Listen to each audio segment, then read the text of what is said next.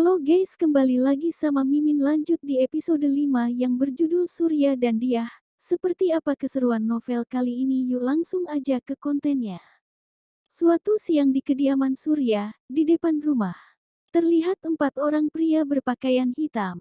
Berbadan besar berdiri di depan pintu. Menggedor pintu depan dengan kencang. Surya, buka pintu. Bayar hutangmu, ucap salah seorang pria. Surya, kami tahu kau ada di dalam. Cepat keluar. Gedoran di pintu makin keras. Keempat preman ini berusaha mendobrak pintu. Terlihat Surya dan istrinya dia berada di dalam kamar, bersembunyi ketakutan.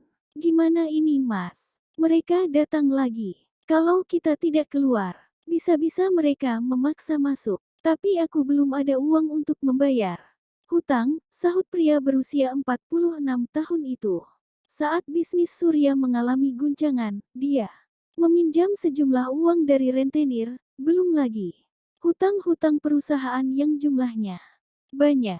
Itulah alasan mau bekerja sama dengan Mami Tika, alih-alih uang bisa bayar hutang dari menjual gadis. Perlahan kedua suami istri itu keluar dari kamar. Surya membuka pintu, keempat pria bertampang seram itu mendobrak masuk dan memegang kerah baju Surya. Bayar hutangmu, atau tubuh kalian jadi santapan harimau. Surya dan Diah bergidik ngeri membayangkan kalau tubuh mereka benar-benar jadi santapan harimau. Maaf tuan-tuan, saya belum ada uang sekarang. Kalau begitu serahkan jaminan untuk bos kami, kata salah satu pria paling menyeramkan. Saya tidak punya apa-apa lagi. Sertifikat rumah ini juga sudah kalian ambil, kata Surya. Enteng sambil cengegesan sok cool. Si pria seram yang ternyata adalah bos preman mengambil ponselnya dan menelepon seseorang. Halo, gimana Jack? Apa Surya membayar hutangnya? Terdengar suara pria dari seberang. Belum, Tuan. Surya bilang tidak punya uang. Apa? Perlu kami lenyapkan saja mereka, Tuan. Berikan teleponnya pada Surya. Nada dingin penuh. Amarah pria di sambungan telepon itu, merasa dipermainkan Surya yang selalu menarik ulur. Membayar hutangnya. Ini, bos mau bicara sama kamu. Bentak Jack, sambil menyerahkan ponsel pada Surya. Surya, pokoknya kau harus berikan jaminan hutangmu padaku, kata pria itu. Saya sudah tidak punya apa-apa untuk jadi jaminan, Tuan. Kecuali, Surya mencoba keberuntungannya dengan menawarkan sesuatu yang dia tahu takkan ditolak. Berani kau mau mengelabuiku, Surya. Amarahnya semakin memuncak. Maaf, Tuan. Saya ingin menawarkan sesuatu yang berharga buat Tuan. Mungkin bisa membayar sebagian hutang saya. Emangnya barang berharga apa yang kau punya? Tanya pria itu. Setaunya semua harta milik Surya sudah diambil sebagai pembayar hutang. Tapi masih banyak lagi sisa hutang Surya pada pria itu. Begini, Tuan. Saya punya anak gadis masih perawan, Tuan. Anaknya cantik dan mulus. Pasti Tuan suka, kata Surya menawarkan solusi. Dengar baik-baik, anak perawan harganya tak seberapa dibanding hutangmu, keparat. Sejak kapan Surya punya anak perempuan, pikir pria itu. Setahunnya Surya pernah punya seorang anak laki-laki yang kini entah di mana rimbanya. Apa si brengsek itu mau mempermainkan aku? Tapi jika dia punya anak perempuan, harganya juga tak seberapa untuk membayar hutangnya. Aku tidak mau tahu. Aku beri kau waktu 2 minggu untuk melunasi hutangmu. Dan aku tidak tertarik dengan tawaranmu. Aku bisa dapatkan gadis manapun. Lanjutnya sambil memutuskan sambungan telepon. Keempat preman yang sudah jengah melihat Surya tiba-tiba menyerang dan memukulinya sampai babak belur, sementara dia menangis histeris tak berdaya melihat suaminya dihajar habis-habisan. Cukup, cukup, tolong lepaskan suamiku. Kami pasti akan membayar hutang, dia pura-pura memohon dengan air mata buaya. Setelah puas menghajar Surya, keempat preman itu pergi meninggalkan kediaman Surya. Dia Menutup pintu depan, takut para tetangga tahu. Dia mengobati luka lebam di wajah Surya. Sudahlah, muka pas-pasan kena tonjok, wajah Surya pun berubah seperti SpongeBob. Gimana ini, Mas? Di mana kita cari uang buat bayar sisa hutang? Kamu pikir dong, bentak Surya marah. Mas, bagaimana dengan sertifikat rumah yang ditempati Deandra? Kamu lupa ya kalau sertifikat rumah itu sudah di tangan tuan muda. Bukannya kamu yang mengambilnya dari rumah itu dulu. Oh iya iya. Mas, coba kamu rayu tuan besar lagi. Tawarkan gadis-gadis padanya. Lumayan. Bisa mencicil hutang, kata dia yang sudah kehilangan akal. Kalau cuma mau nyari gadis perawan gampang, kita tinggal pergi ke pelosok desa. Betul juga. Nanti aku coba merayunya supaya mau menerima tawaran kita, jawab Surya. Di ruang kerjanya, Ferel sedang berbicara dengan Arion di telepon. Kontrak kerjasama dengan para investor sudah ditanda tangani. Hasilnya di luar ekspektasi Ferel. Arion, berikan bonus pada gadis itu. Presentasinya berhasil, kata Ferel pada sepupunya. Tapi pastikan, lain kali dia tidak mengulangi kesalahannya. Semua harus seizinku. Meskipun Ferel terkenal tegas, kejam dan sadis, namun urusan pekerjaan dia selalu memberikan apresiasi pada karyawan yang berprestasi. Apalagi, jika kerja keras para karyawannya memberi keuntungan pada perusahaan. Baiklah, nanti akan kuberikan bonus padanya. Tak lama setelah selesai bicara dengan Ferel, Arion menulis cek untuk diberikan pada Deandra sebagai bonus. Deandra, tolong datang ke ruanganku sekarang. Melalui saluran intercom. Baik, Pak. 5 menit kemudian terdengar ketukan di pintu. Setelah dipersilahkan masuk, Deandra masuk ke ruangan. Duduk tepat di sofa, berseberangan dengan Arion. Ada apa ya, Pak? Gadis itu merasa heran dan cemas tiba-tiba dipanggil atasannya.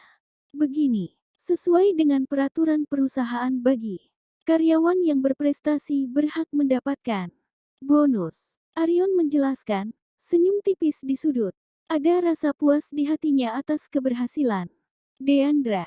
Arion memang tak pernah salah menilai orang. Maaf, Pak, maksudnya kamu berhasil Deandra. Perusahaan mendapat investor dengan nilai investasi tinggi di atas perkiraan, sambil menyodorkan secarik cek kepada Deandra. Terimalah. Ini bentuk apresiasi dari perusahaan pada kerja kerasmu. Mata gadis itu terbelalak melihat nominal yang tertulis di atas kertas. Untuk pertama kalinya dia pegang cek dengan jumlah sebesar itu. Tak sadar, butir air mata bahagia jatuh di pipinya. Tangan kirinya menyapu wajah mengusap air mata. Terima kasih, Pak, ucapnya lirih. Arion tersenyum, kamu layak mendapatkannya. Berterima kasih pada Tuan Ferel, karena dia yang minta saya memberi cek itu padamu. Wajah terkejut Deandra tak menyangka si manusia galak. Ternyata perhatian juga. Apa wajahnya saja yang galak dan menakutkan.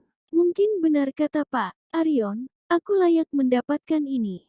Saya akan berterima kasih langsung pada Tuan Ferel. Tak perlu, biar nanti saya sampaikan. Bisa-bisa, kamu dibentak dan dimarahi lagi seperti tempo hari, kata Arion tersenyum lebar mengingat kejadian lalu. Oh iya juga ya Pak, hehehe. Kalau begitu sekali lagi, terima kasih Pak. Saya izin undur diri. Deandra keluar dari ruangan pimpinan dengan hati gembira. Yes, aku bisa kembalikan uang Rosa yang kupinjam tempo hari, katanya dalam hati. Dia berjanji akan bekerja dengan baik dan tak mengecewakan. Ini hidupnya, dia akan lakukan yang terbaik. Paman dan bibinya yang sering menekannya tidak akan jadi masalah lagi baginya. Punya pekerjaan bagus dengan gaji lumayan, dia berharap bisa menebus rumah yang ditempatinya. Sekarang yang digadaikan oleh pamannya. Sore hari, tiba di rumah, Rosa sahabatnya sudah menunggu di teras. Hai, Sayangku, cintaku, kangen banget tahu. Kedua gadis itu berpelukan karena sudah lama tidak bertemu. Sibuk dengan pekerjaan, apalagi kabarnya Ibu Rosa sakit sehingga dia harus menjaga ibunya sehabis kerja. Yuk, masuk. Aku ada beli makanan nih, Deandra. Menunjukkan kantongan berisi makanan. Mereka memang janji untuk ketemu hari ini sehabis kerja. Setelah mandi dan berpakaian, Rosa sudah menaruh makanan di atas piring. Keduanya duduk santai sambil menikmati nasi urap, ayam bakar, bakwan sayur dan sambal kesukaan mereka. Selesai makan dan mencuci perlengkapan makan, kedua gadis itu duduk di ruang tamu. Deandra mengeluarkan sejumlah uang, memberikan pada Rosa. Ros, ini aku kembalikan uangmu yang kupinjam tempo hari. Mata Rosa membelalak kaget. Jam makan siang tadi Deandra sempat mencairkan cek uang bonusnya. Dia tahu ibunya Rosa sedang sakit, pasti butuh biaya. Dapat uang dari mana? Lu kan baru mulai kerja. Atau jangan-jangan lu dapat sugar daddy ya? Candanya mencubit lengan Deandra. Apaan sugar daddy? Sugar daddy kali. Mencerucutkan bibirnya. Ini uang bonus aku. Karena aku berhasil menggait investor buat kerjasama di kantorku. Wah, lo memang the best deh dari dulu, sambil memeluk sahabatnya. Makasih ya Deandra. Gue emang lagi butuh banget uang untuk berobat ibu. Sampaikan salamku buat ibu ya. Hubungan Deandra dan ibunya Rosa sangat dekat. Lagi asyik ngobrol, terlihat sepasang manusia dengan muka masam masuk ke dalam rumah. Paman, Bibi, terkejut melihat kehadiran Surya dan dia yang tiba-tiba. Keduanya langsung duduk, menatap tajam Deandra. Rosa yang duduk di sebelah pun bingung. Bakalan ada drama baru nih, pikirnya. Kemana saja kamu? Tadi siang kami datang tapi kamu tidak ada, tanya Surya. Iya paman, Bibi sekarang aku sudah kerja. Makanya kalau siang gak ada di rumah. Bagus. Berarti kamu punya uang dong. Sini uang. Buat bayar hutang. Bentak dia. Maaf, tapi aku belum gajian. Lagian aku sudah gak punya hutang sama paman dan bibi. Kau pikir mengurusmu selama bertahun-tahun gratis. Lagian rumah ini sudah jadi jaminan hutang. Jadi kau tanggung jawab bayar hutang. Ujar Surya dengan mata tajam memerah. Selama ini paman dan bibi yang menghabiskan semua peninggalan orang tuaku. Bisnis keluarga bangkrut karena paman tidak becus. Rumah ini juga tergadai gara-gara ulah kalian. Bentak. Deandra terengah-engah karena marah. Semua peninggalan orang tuanya sudah ludes di meja judi. Ulah si paman, malah minta tanggung jawab gadis. Itu buat bayar hutang. Tamparan keras di pipi Deandra membuatnya dan Rosa terkejut. Berani kau sekarang ya? Kami akan datang lagi. Uang harus sudah ada, kalau tidak aku akan bilang pada rentenir itu supaya mengusirmu dari rumah ini. Kau akan tidur di bawah jembatan. Cukup, paman dan bibi lebih baik pergi dari sini. Ujar Rosa dengan marah. Cuy, siapa kau berani mengusirku? Keduanya pun pergi meninggalkan rumah Deandra. Gadis itu menangis sembari memegangi pipinya yang perih. Sabar ya, moga semuanya baik-baik saja. Kalau lu mau tinggal di rumahku saja sementara. Terima kasih Rosa, tapi ini rumah peninggalan orang tuaku. Aku akan cari cara untuk menebusnya. Baiklah, jika itu mau lo, Deandra, kasih tahu gue kalau ada yang bisa gue bantu, ucapnya sambil menenangkan gadis itu. Sungguh malang nasibmu. Kedua orang tua meninggal akibat kecelakaan saat usia masih belia, tidak merasakan kasih sayang.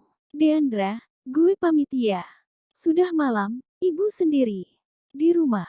Lia, Ros, makasih ya sudah menemaniku. Sampaikan salamku pada ibu. Deandra mengunci pintu depan sesaat setelah Ros pergi, memadamkan lampu di ruang depan. Melangkah masuk ke kamar dan membaringkan diri. Ya, Tuhan, kuatkan hamba menghadapi semua ini. Bersambung di episode selanjutnya guys. Jangan lupa bernafas dan subscribe. Makasih sudah menikmati alur novelnya.